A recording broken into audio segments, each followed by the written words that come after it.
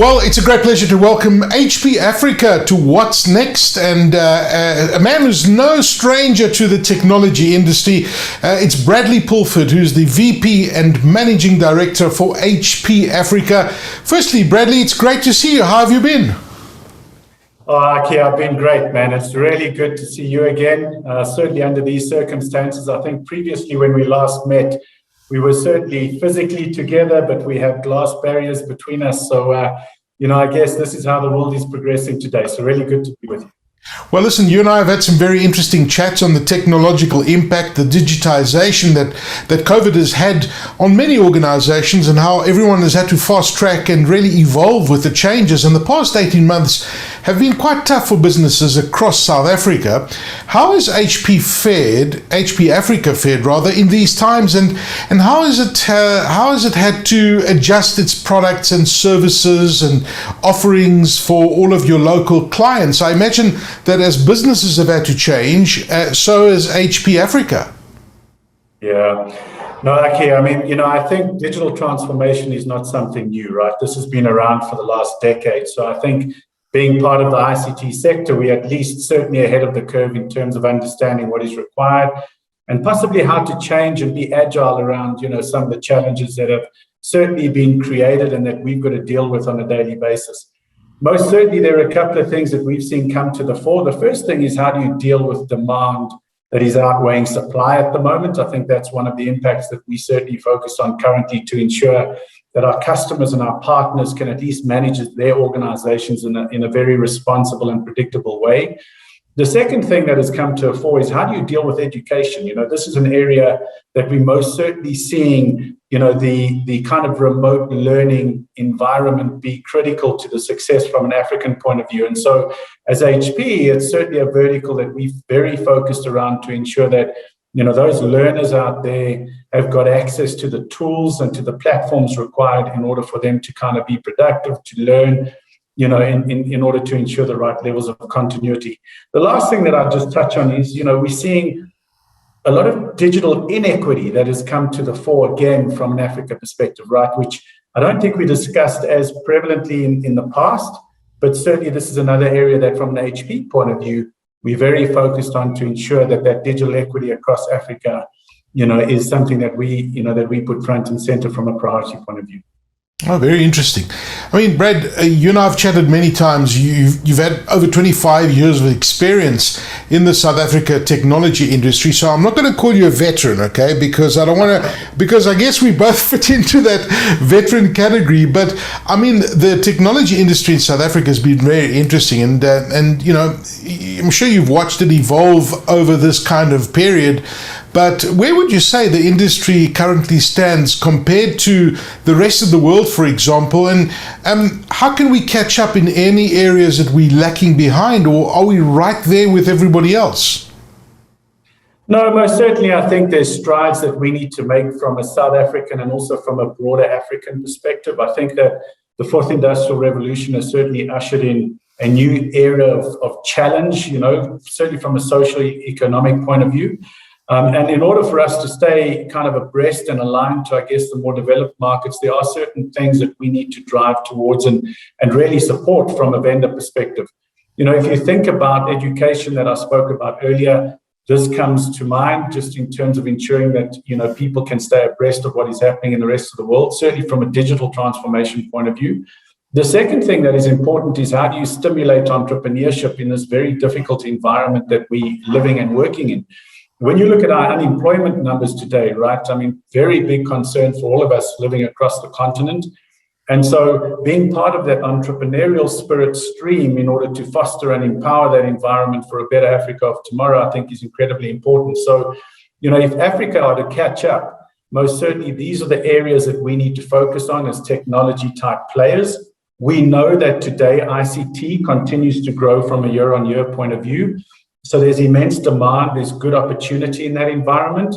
How do we now take some of that opportunity to what I call the 226 million population between the ages of 15 and 24, that really require that platform to be productive in this ever-changing world? And I think, this is really where, from an African standpoint, we've got to focus, and as vendors, we've got to put the right programs in place to enable. And Aki, I'd make one more point, right?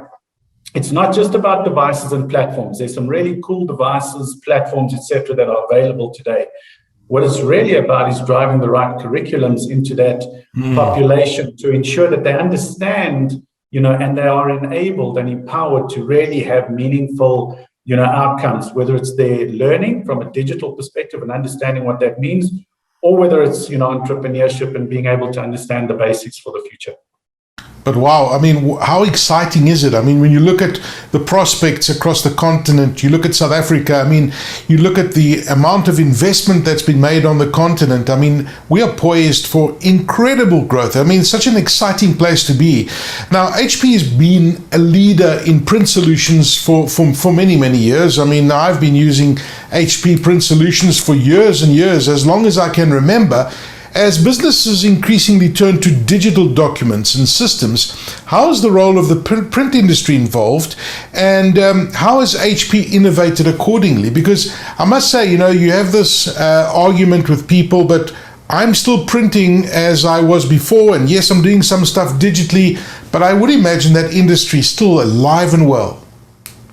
Yeah, no, it's certainly alive and well, and I'm very proud to be part of the organization. This is part of the foundation of what we stand for, and of course, sustainability from an HP point of view is incredibly important for the future.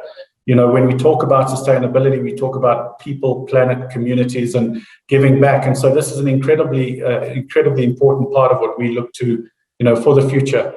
From a print perspective, we're continuously innovating in this area, Aki, and it's interesting to see the evolution. A couple of things. Firstly, I would say that we try and empower everyone to really, print smarter, be more creative in terms of how they use print solutions. As an example, we ensure that all of our products are high performing, so ensuring that sustainability piece is kind of in line with what the market would expect. They're more secure, and again, they're more sustainable. And when we talk to a lot of our customers, our partners, and even consumers, what we're seeing today is that 69% of parents today are saying that they're printing more than ever, and this is primarily because of the shift from classroom type, education back into home learning or remote learning, if you like. So really interesting, trend that we're seeing from that perspective. And, 71% of these individuals are saying that they will continue to print from an educational standpoint because they see the value. So that's incredibly important, is we're still seeing, the kind of hyper growth that we've seen in this market for some time. And I'd say, again, we committed to, our sustainability project, and certainly we are a forest positive kind of organization. This is how we see the future. We understand that this is critically important for the planet. And so we're very focused around this area. And I would give you, a little bit of background around one of our initiatives, which is really out of Haiti. Haiti, we've really taken about 1.6 million tons of plastics that we recycle back into our cartridges, which we then take back into the market, which is around 60 million plastic bottles, just to put things in perspective, right? Wow. So on the one hand, we understand the sustainability piece and the concern around the environment, and we have to make sure that we're incredibly responsible as we work towards a circular economy. Wow, that's pretty impressive. That's a lot of plastic that you guys have taken out of the environment. HP's print solutions are just one of many areas that your company services businesses, right? I mean, HP has a vast range of services that empower businesses to operate efficiently while reducing costs. Could you explain how this comprehensive suite of business services works together to provide that value for these businesses? Yeah, I think services are critical to any organization. And again, when you think about the hybrid world, people working from offices, people working from home as well, services become incredibly important, so being able to sustain a customer's environment uniquely through ensuring that, whether it's around the supplies part of the business, so ensuring the business continuity that's required there, or whether it's ensuring that, that the cost per page, for example, environment is well managed as well as well supported is very important. But also when you think about what is happening around security, this has become incredibly important just to protect an individual's landscape and their environment, whether it's corporate or even home user, right? So we certainly invested in those end-to-end services solutions to ensure that customers feel completely at ease around, the solutions that they bring to bear in their respective environments. That's quite interesting. And it's going to be very interesting to see.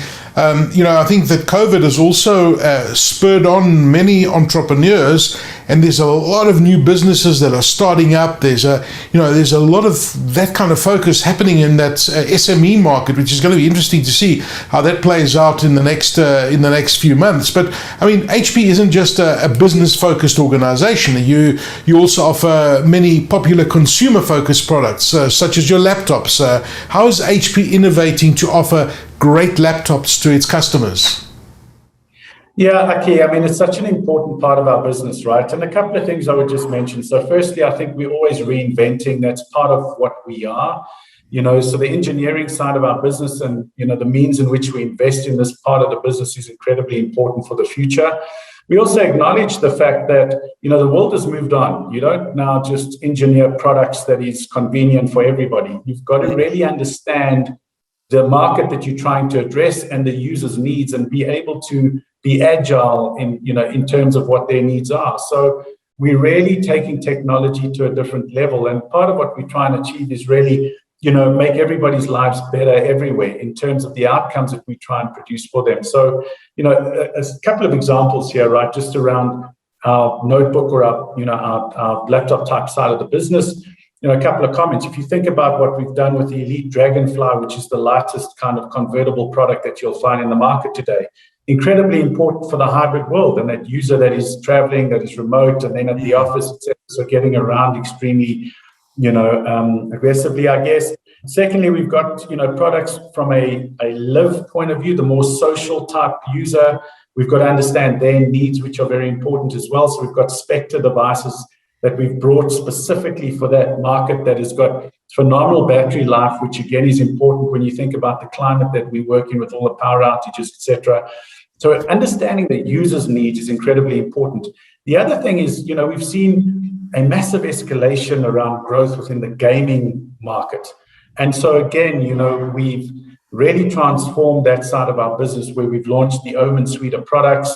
We've now got Victus, which we've added to the portfolio as well, which is more not entry level, but serves the needs of those gamers that don't need a high-end type device. So again, understanding the user, what their needs are, and then being able to engineer products to suit those needs is very, very important. And, that's really where our focus point has been. I guess the last comment I would make on this is even from a remote learning perspective, the Spectre and the Dragonfly and the Open is not going to be convenient for learning.